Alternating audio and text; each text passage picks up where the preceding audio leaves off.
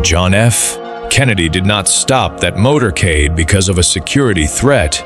He stopped it because a 7-year-old girl was standing alone on the side of a Virginia road holding a handwritten sign, and nobody in that entire motorcade had the courage to say a word except him. It was a Sunday morning in the spring of 1962, and the most powerful man in the world had just told his entire security detail to pull over. If you believe the real measure of a man is what he does when nobody is watching. Subscribe so these untold stories find you. Virginia, April 14, 1962, 9:23 in the morning. The motorcade had been moving south on Route 123 for 11 minutes. 3 black Lincoln Continental sedans and 2 Secret Service vehicles running at a steady 40 miles per hour through the kind of Sunday morning that made the Virginia countryside look like it had been painted rather than grown. The dogwoods along the road were white and full, and the light was coming through them sideways in long pale columns, the way spring light does in that part of the country when the season has finally decided to commit. Inside the second Lincoln, John Fitzgerald Kennedy was sitting with his left elbow on the door panel and a leather-bound briefing folder open on his knee that he had not been reading for the last 4 minutes. He had been watching the road instead. He did this sometimes, let the words on the page go still, and just watched the country moving past the window, not thinking about anything specific, just present in the motion of it. He was 44 years old. He had been President of the United States for 14 months. He had not slept more than 5 hours the previous night because there had been a call from the Department of Defense at 2 in the morning that had required 40 minutes of conversation and another hour of his own thinking afterward. He was tired in the specific way that men in his position get tired, not in the body exactly, but somewhere behind the eyes. A fatigue that rest alone could not reach. He was watching the tree line when he saw her. She was standing about 30 feet off the right shoulder of the road in the tall grass at the edge of a gravel pool. Off, a small girl in a yellow dress with white socks pulled up to her knees and brown leather shoes that had been polished recently enough that they still caught the light. She was holding a sign. It was a piece of cardboard torn from what looked like the side of a grocery box, and the letters on it had been written in blue crayon in the large, careful print of a child who had learned her alphabet recently enough that each letter still required its own decision. The sign said full ES Hail PMY Day DDY. Kenneth Albright was the lead Secret Service agent in the front seat of Kennedy's vehicle. He was 38 years old, broad across the shoulders, with the particular quality of attention that comes from a decade of standing between a man and everything the world might do to him. He had seen the girl at approximately the same moment Kennedy had. He had registered her, assessed her, and filed her in the category of things that were not threats and therefore were not his primary concern. He had not said anything. The motorcade had not slowed. Kennedy closed the briefing folder. He leaned forward and said 2 words to Kenneth Albright. "Pull over." Kenneth turned his head slightly. "Sir, our arrival at the estate is scheduled for." Kenneth said, "We are 6 minutes out, sir." Kennedy said, "Pull over, Kenneth." The Lincoln slowed. The vehicle behind it slowed. The 2 Secret Service cars behind that slowed. The entire motorcade came to a stop on the right shoulder of Route 123 with the hazard lights of the lead vehicle clicking on automatically and Kenneth Albright already reaching for his radio to alert the follow cars. Kennedy opened his own door before the agent in the passenger seat could reach it. He stepped out onto the gravel shoulder in a gray suit and a white shirt without a tie because it was Sunday and he had not planned on being seen, and he walked across the gravel and into the grass toward the little girl in the yellow dress who had not moved. She was looking at him with the particular expression of a child who has been waiting long enough that she has moved past hope into something quieter and more serious. She was 7 years old. Her name was Clara Mae Hutchins. She had walked from her family's property 3/4 of a mile east of the pull-off that morning, alone. carrying the sign she had made the night before at the kitchen table while her mother slept in the chair next to her father's bed. Her father's name was Raymond Earl Hutchins. He was 31 years old, a former United States Army corporal who had served in the Korean War from 1950 to 1952 and had come home to Fairfax County with a Purple Heart, a damaged left knee, and a recurring condition in his lungs that the Veterans Administration had been attempting to classify, reclassify, and administratively process for the better part of a decade without resolution. He had not worked in 8 months.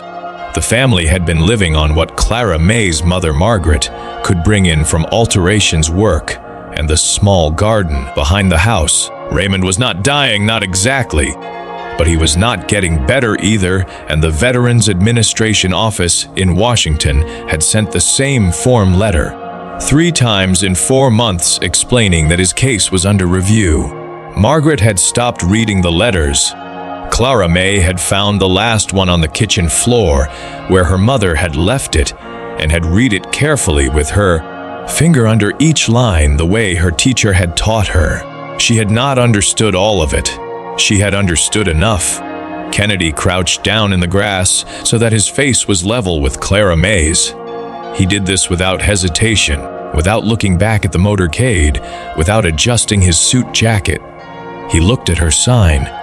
He looked at her face. "What is your daddy's name?" he asked her. His voice was quiet and even, the same voice he used in rooms with heads of state, nothing performed about it, nothing borrowed for the occasion. "Raymond," Clara Mae said. "Raymond Earl Hutchins." Kennedy nodded.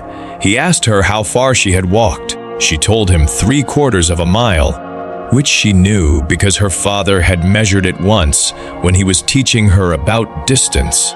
Kennedy looked at her shoes. He looked at the dried mud on the hem of her yellow dress that told him she had come through the low field rather than the road. He asked her how old she was. 7, she said. And then she said, "Are you somebody?" Kennedy was quiet for a moment. He said, "I work for the government." Clara Mae considered this. She held the sign a little higher, not aggressively, the way a child holds something up when she wants to make sure it has been properly seen. Kennedy read it again. "Please help my daddy." He stayed crouched in the grass for another moment, looking at those 4 words. Then he stood up and turned back toward the motorcade and said Kenneth in a voice that carried across the gravel, shoulder without being raised. Kenneth Albright was already walking toward him. Kennedy said, "I need a pen and something to write on." Kenneth produced a notepad from his jacket. Kennedy wrote a name and a direct telephone number, not a general office line, not a switchboard, a direct line to a man named Walter Hensley, who was a deputy administrator at the Veterans Administration and who owed Kennedy a conversation he had been avoiding for 3 months. He wrote the name of Raymond Earl Hutchins underneath that and the words Korean War, Purple Heart, Fairfax County, lung condition, 10 years unresolved. He folded the paper once and held it out to Clara Mae. "You give this to your mama today," he said. "You tell her to call that number tomorrow morning before 9 and to say that the president asked her to call." Clara Mae took the paper with both hands the way children take things they understand to be important. She folded it again and put it in the pocket of her yellow dress. Kennedy looked at her for a moment. He said, "You did a brave thing this morning, Clara Mae." She looked at him with the serious eyes of a child who has been carrying something heavy and does not yet know she is allowed to put it down. Then she said, "Thank you, Mr. Government Man," and Kennedy made a sound that was not quite a laugh, but was close to one. The kind of sound a man makes when something catches him off guard in the best possible way.